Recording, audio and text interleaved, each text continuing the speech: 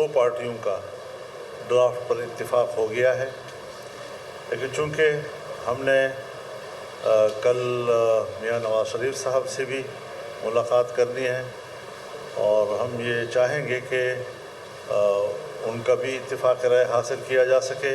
P T I کی قیادت سے بھی ملاقات کروں گا اور ہماری یہ کوشش ہوگی کہ اس بل میں اس طرح کا اتفاق رائے پیدا کیا جائے کہ اسے ایک متفقہ آئینی ترمیم سمجھا جائے۔ مولانا مان گئے، آئینی ترمیم کے معاملے میں بڑا بریک تھرو۔ آئینی ترمیم کے مسودے پر ہمارا اتفاق ہو گیا۔ مولانا فضل الرحمان کی تصدیق، نواز شریف سے بھی اتفاق رائے پیدا کرنے کی کوشش کریں گے۔ مسودے میں ملک کو کمزور کرنے والے مواد کو نکالنے میں کامیاب ہو گئے ہیں۔ جے یو آئی سربراہ مولانا فضل الرحمان کی بلاول بھٹو کے ہمراہ نیوز کانفرنس۔ آئینی ترمیم کسی فرد واحد سے متعلق نہیں ہے، مجھے کوئی جلدی نہیں، 2006 سے انتظار کر رہا ہوں۔ مسودے کی شکل کیا ہوگی اس کا انتظار کرنا پڑے گا۔ امید کرتے ہیں جو حتمی مسودہ پارلیمنٹ سے منظور ہوگا وہ ہمارا ہی ہوگا۔ دعا گو ہے مولانا فضل الرحمان اتفاق رائے کے مشن میں کامیاب ہوں۔ چاہوں گا مولانا فضل الرحمان تحریک انصاف کو قائل کریں۔ پی ٹی آئی مثبت سیاست کرنے کے بجائے رکاوٹ پیدا کرتی ہے۔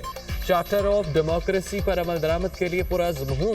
Chairman Peoples Party Bilawal Bhutto کی گفتگو۔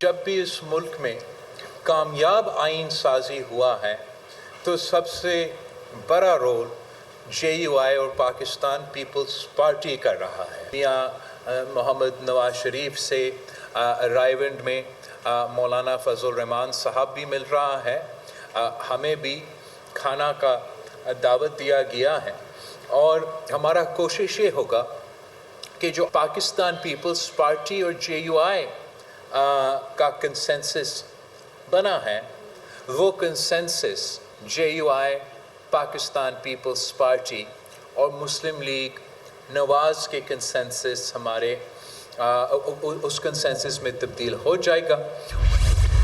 پاکستان کی 27 سال بعد بڑے ایونٹ کی میزبانی شنگھائی تعاون تنظیم کا باقاعدہ سربراہی اجلاس آج ہوگا۔ وزیر اعظم شہباز شریف صدارت کریں گے۔ ایس او اجلاس میں 8 ملکوں کے وزرائے اعظم شریک ہوں گے۔ معیشت، تجارت، ماحولیات کے شعبوں میں تعاون پر بات چیت ہوگی۔ چین کے وزیر اعظم لی چانگ اور روسی وزیر اعظم میخائیل مشوستن شرکت کریں گے۔ بیلاروس، قازقستان، تاجکستان کے وزیر اعظم بھی شریک ہوں گے۔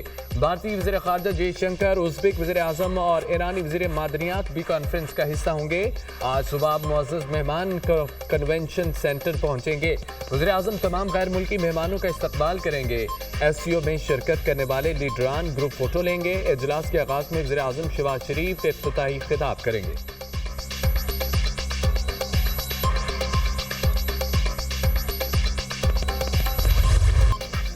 پاکستان میں غیر ملکی معزز مہمانوں کا شاندار ویلکم۔ وزیر اعظم کی جانب سے شنگھائی تعاون تنظیم کے سربراہی حکومت کے اعزاز میں عشائیہ۔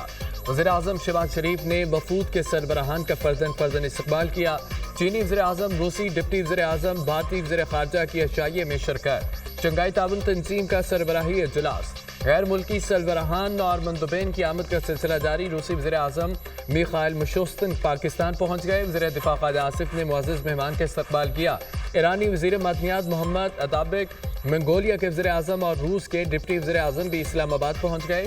بھارتی وزیر خارجہ جے شنکر اور قازقستان کے وزیر اعظم کی بھی پاکستان آمد۔ کرغزستان، تاجکستان، بیلاروس کے وزرائے اعظم اور ترکمانستان کابینہ کے ڈپٹی چیئرمین کی بھی پاکستان آمد۔ وفاقی وزراء نے نور خان ایئر بیس پر معزز مہمانوں کا پرتپاک استقبال کیا۔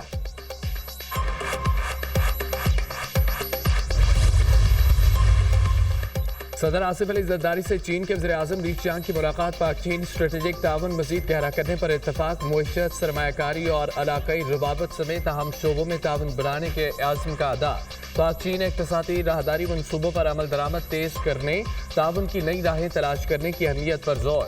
چین کے ساتھ دوستی پاکستان کی خارجہ پالیسی کا اہم جزو ہے۔ چینی کمپنیوں کو پاکستان اسٹاک ایکسچینج میں سرمایہ کاری کے مواقع سے فائدہ اٹھانا چاہیے.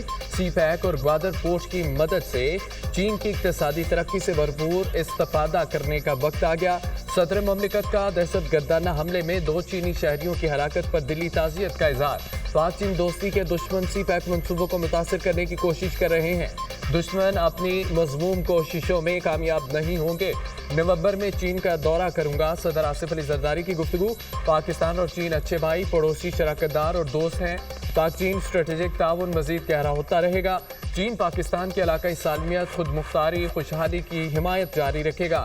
چینی وزیر اعظم لی چانگ. صدر مملکت نے چینی وزیر اعظم کے اعزاز میں ظہرانہ بھی دیا. وزیر اعظم، چیئرمین سینٹ، وفاقی وزراء، سروسز چیف کی شرکت. ظہرانے میں ارکان پارلیمنٹ، گورنرز اور وزیر اعلیٰ پنجاب مریم نواز کی بھی شرکت.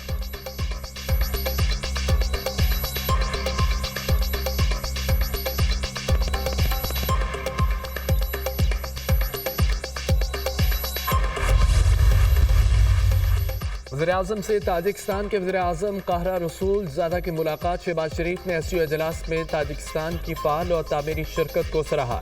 پاکستان اور تاجکستان کے درمیان دوستی اور تعاون کا پائیدار رشتہ ہے.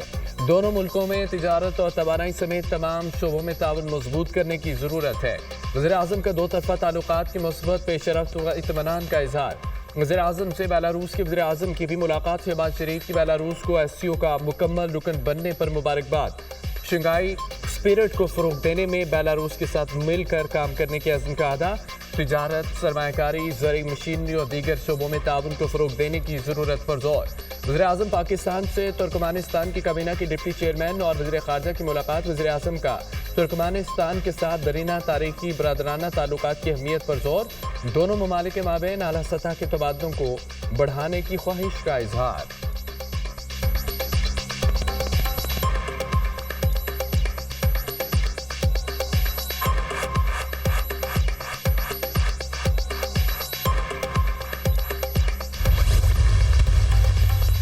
Army chief general Asim Munir سے بیلاروس کے وزیر اعظم کی ملاقات. علاقائی صورتحال، 2 طرفہ سیکورٹی اور دفاعی تعاون بڑھانے پر تبادلہ خیال. آرمی چیف نے علاقائی اور عالمی امور پر بیلاروس کے کردار کی ستائش کا اعادہ کیا. جنرل عاصم منیر کا دونوں ممالک کے درمیان دفاعی شراکت کو مستحکم کرنے کی خواہش کا اظہار. بیلاروس کے وزیر اعظم نے علاقائی امن و استحکام کے لیے پاکستان کی مسلح افواج کے کردار کو سراہا. دہشت گردی کے خلاف جنگ میں پاک فوج کی مہارت اور قربانیوں کا اعتراف.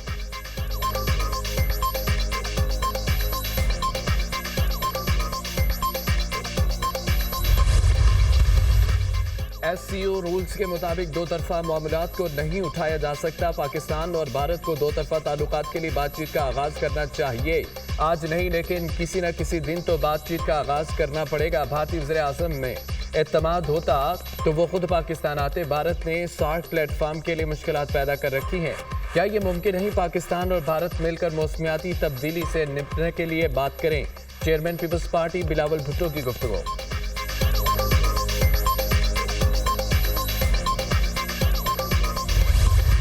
وزارت خزانہ نے پیٹرولیم مصنوعات کی قیمتوں میں رد و بدل کا نوٹیفیکیشن جاری کر دیا. ڈیزل کی قیمت میں 5 روپے فی لیٹر اضافہ. نئی قیمت 251 روپے 29 پیسے ہو گئی. پیٹرول کی قیمت میں کوئی رد و بدل نہیں ہوا. نئی قیمتوں کا اطلاق ہو گیا.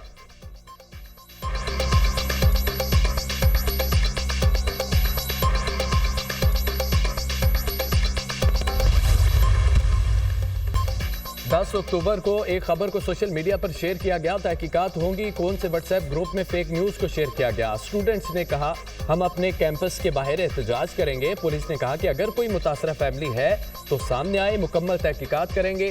2 اکتوبر کو بچی گھر میں گری. گھر میں گرنے والی بچی کو جنرل اسپتال میں داخل کرایا گیا. 4 اکتوبر کو بچی کو نیورو وارڈ میں شفٹ کیا گیا. 6 اکتوبر کو بچی کو اتفاق اسپتال منتقل کیا گیا. A S P defence Lahore Shahrbano Naqvi کی دنیا نیوز کے پروگرام آن دی فرنٹ میں گفتگو.